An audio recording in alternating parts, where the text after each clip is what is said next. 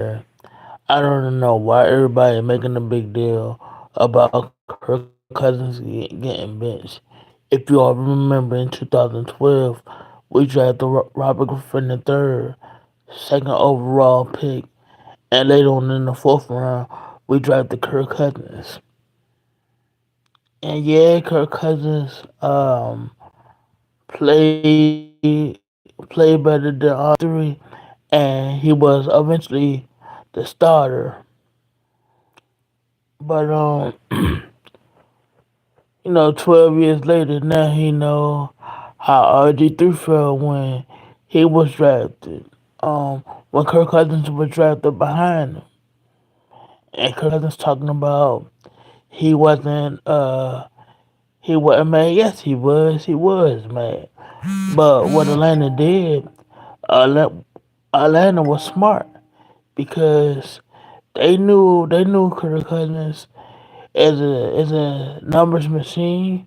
He put up good numbers. That's what Kirk Cousins does. Excuse me. That's what he does. He does he deserve to be in the league? Yes, but I mean, he got paid. He got paid. He bet on himself. We didn't pay him. That was the right decision. Kirk Cousins only gonna take you so. Kirk Cousins gonna only take you so far. He is. Yeah, he had one playoff win. Yeah, he had good games and bad games. But if you looked at that game Monday night, he didn't play well. And everybody giving them excuse. It's the Achilles. Why he doing this? Why he doing that? He always threw interceptions. We played Dallas when he was in Washington, and we was driving down the field to school. What happened? He threw the ball to Church. So and and he been doing that his whole career. It's nothing special about Kirk Cousins. I'm happy that he got paid, of course, but we all know who he is, and it's Michael Penix time, and I think he's gonna do great things.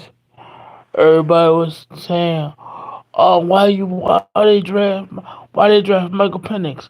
Why they do this? Why they do that?"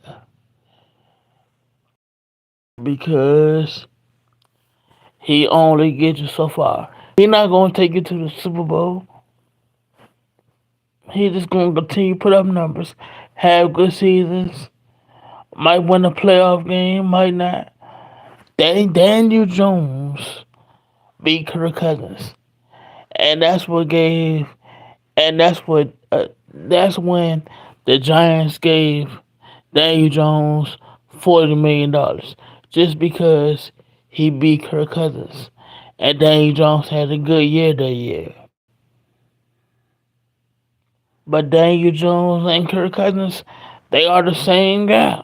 They are. Point blank period. And they are in the winnable division. They 7-7. And they play the Giants next. They gonna beat the Giants. And then they play us. We'll see how that game go when we get there. The Tampa Bay is 8-6.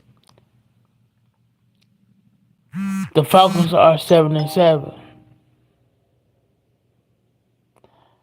So if Tampa Bay for some reason lose this week, they'd be what 8-7, and they win and Atlanta win 8-7, and Atlanta own the tiebreaker over them, so they will get in the playoffs.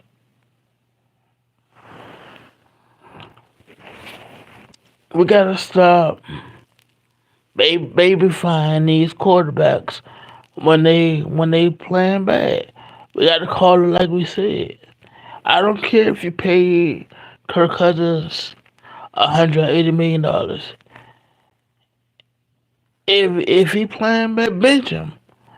And then Raheem Morris gave the political answer that we're not gonna bench him.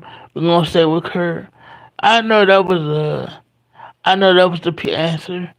He looked at it. He like we have a chance to win our division, and my job is on the line.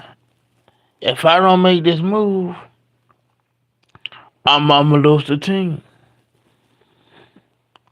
And yeah, London Drake, B.J. Robinson, they had good games Monday. They only beat the Raiders by 6, 15-9. You're supposed to put up more than that against the Raiders.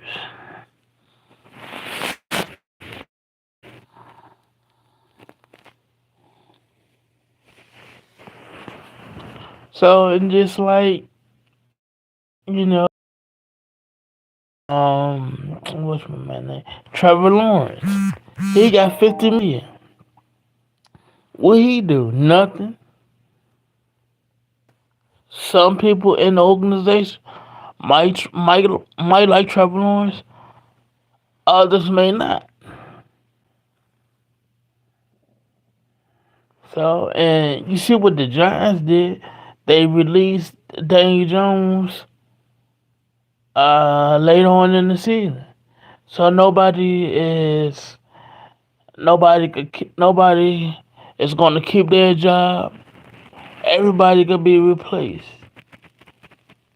And Kirk Cousins finding that out.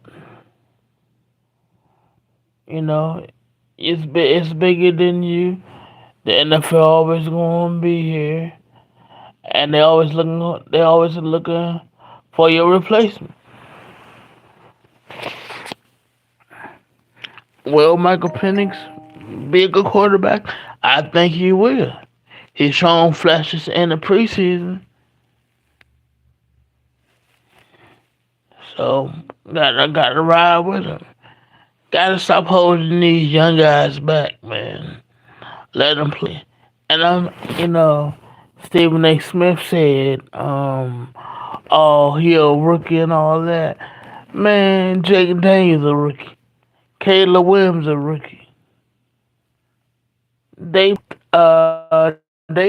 playing. Caleb Williams struggling, but he's still playing. Jayden Daniels, he playing, and he have us in the playoffs. Not just him, but the whole the whole atmosphere changed around about us. Everything is new. New GM, new coach, new everything.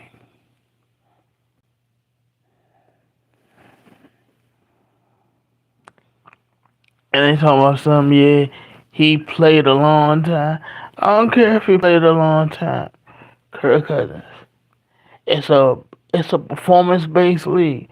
What have you done for me lately? And what Kirk Cousins have been doing lately, turning the ball over,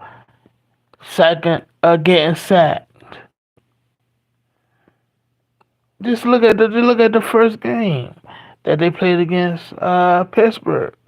He got sacked, fumbled the ball, threw interceptions. We know what he is. Yes, he's 37. Yes, he's coming off of Achilles. And now y'all tripping about that he might get cut, or the Falcons, or what can the Falcons do? Just like they did, bench him. It's alright. They not going to cut him. They still owe him the money. They seen it for They saying him what for 14 weeks, 13 or 14 weeks, whatever it is, and he still didn't improve. And everybody was talking about coming into this year that all the Falcons gonna win the AFC, gonna win the NFC South. No, they not.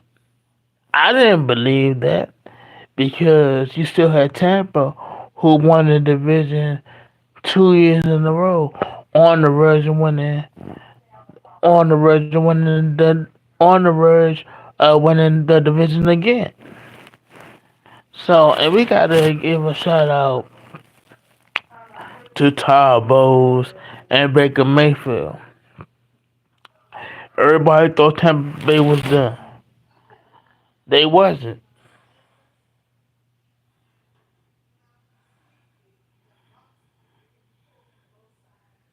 They wasn't done. And I'm happy for Todd Bowles because he's a good coach. He just didn't have the pieces around him when he was with the Jets. When he was with the Jets, they won 5 games. It's not like they wasn't playing hard. They was. It's just the Jets, a dysfunctional organization like we was. So hopefully the Jazz turn it around. At this point, Dustin K, I would agree with you. I would,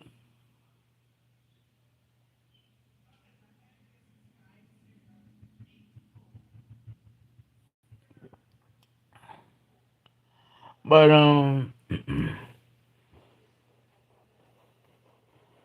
but yeah, who all got paid? That's in case. Deshaun Watson, he got paid. Before he got traded to the Browns.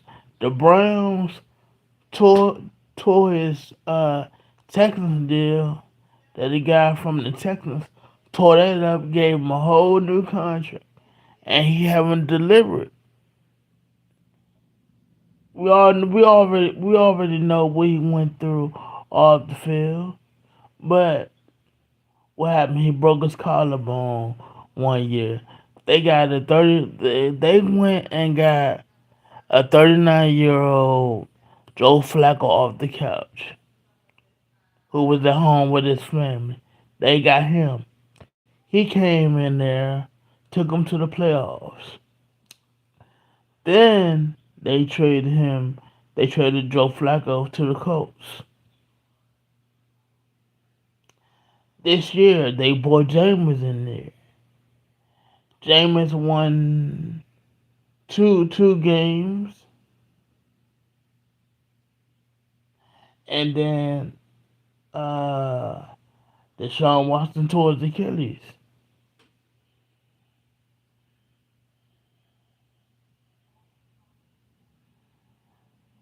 So will Deshaun Watson be back?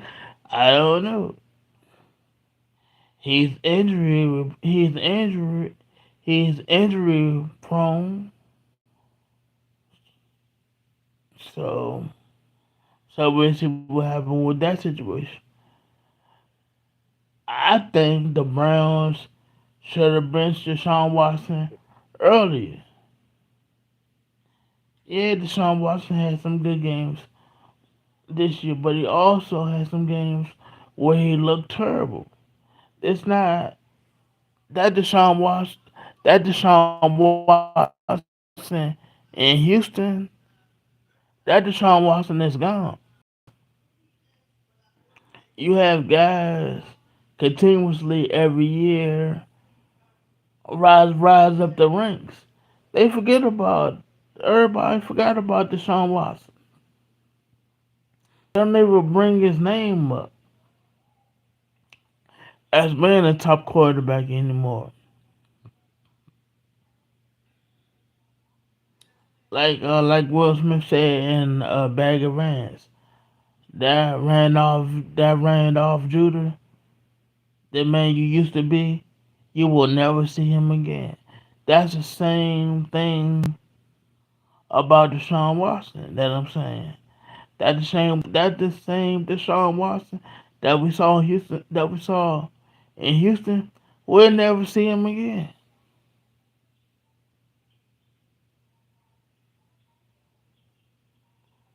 We just won't. And look what Dustin K said. He will take Daniel Jones over Deshaun Watson. When Deshaun Watson was at his peak, Dustin K would have never said that.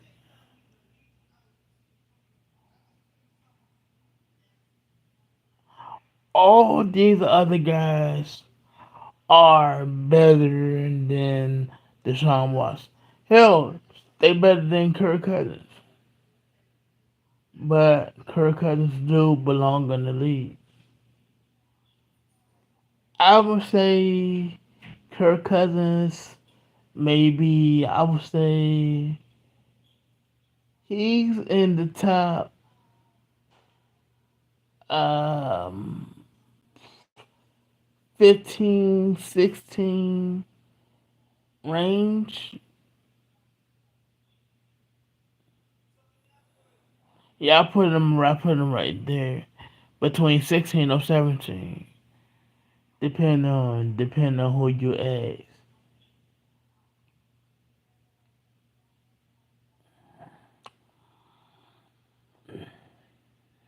And we have to realize that the league is in good hands because you still have Patrick Mahomes, you still have Jalen Hurts, and on and on. The league is gonna be fine.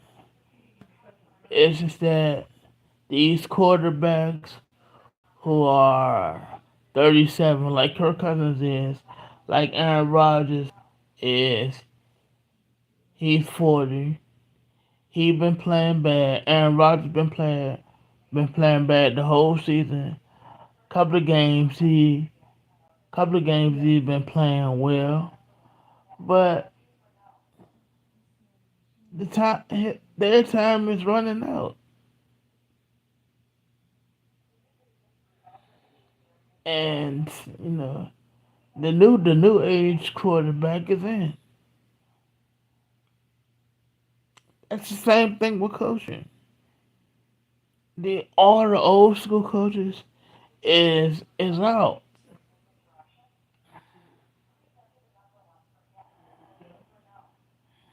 and now these new coaches like what's my man name from the Lions the offensive coordinator. Yeah, he's a high name. It was it was back in the day. Kyle Shanahan, Sean McVay. Those the guys who are still in the league. Guys like Bill Belichick. He didn't even get a coaching job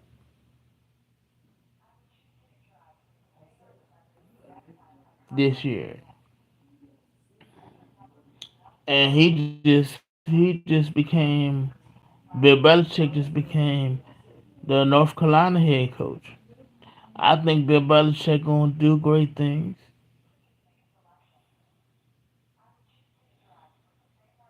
And I heard who said that? I think Stephen A. No, it was Troy Aikman said he would give up uh what did he say? Three number ones for Kyle Shanahan to coach the Bears.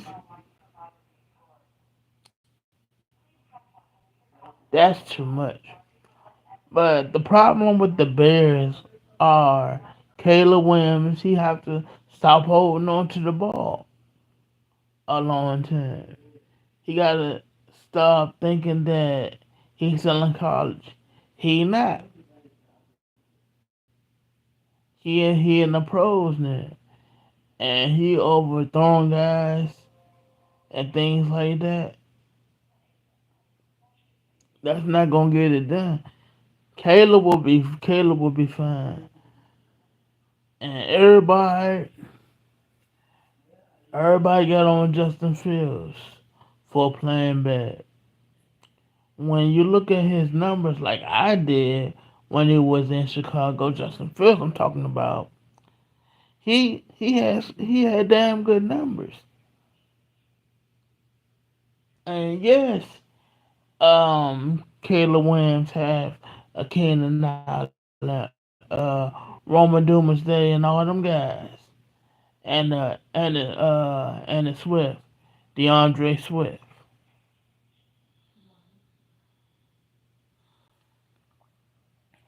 I'm doing fine, Nathaniel. I'm doing fine. Yeah. So and he not getting it done. It's not about he need a offensive coach. No, he got to get the ball out of his hand. We got to stop saying these quarterbacks need this quarterback need that. We got to stop babying these guys. If Chicago, if they had a quality backup, Caleb Williams would be benched too. They just don't.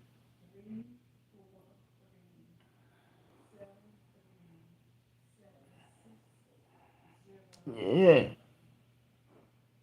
and he did come into a good situation where they had all the guys around them or traded for guys to get them to come to Chicago.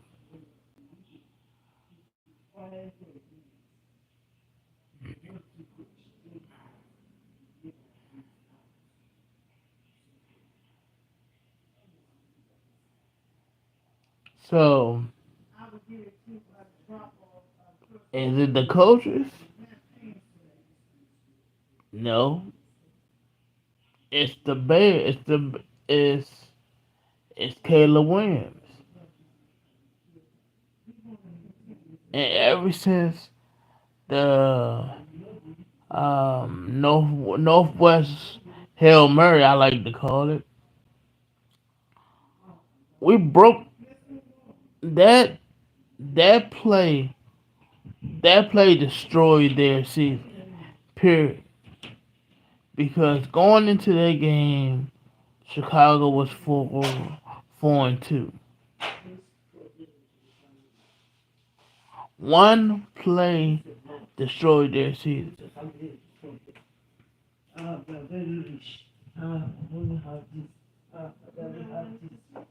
So that's how I go.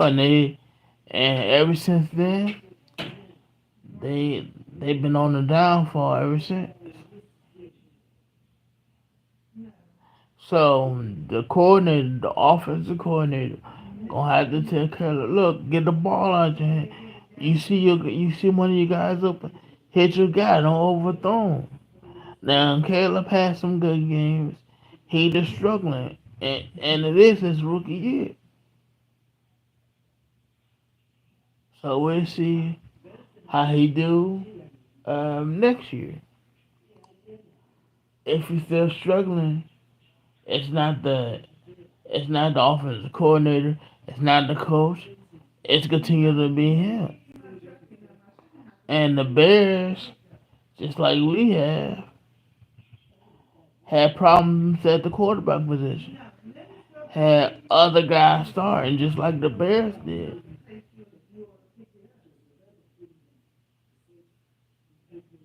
And we know that uh, Caleb and Jay and they always gonna be compared to each other Oh, if the Bears took Jaden, this would have happened. You know that whole scenario.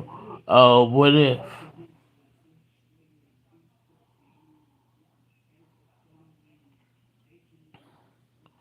But I'm gonna let y'all go ahead on and enjoy the rest of y'all day. I'm out. Peace.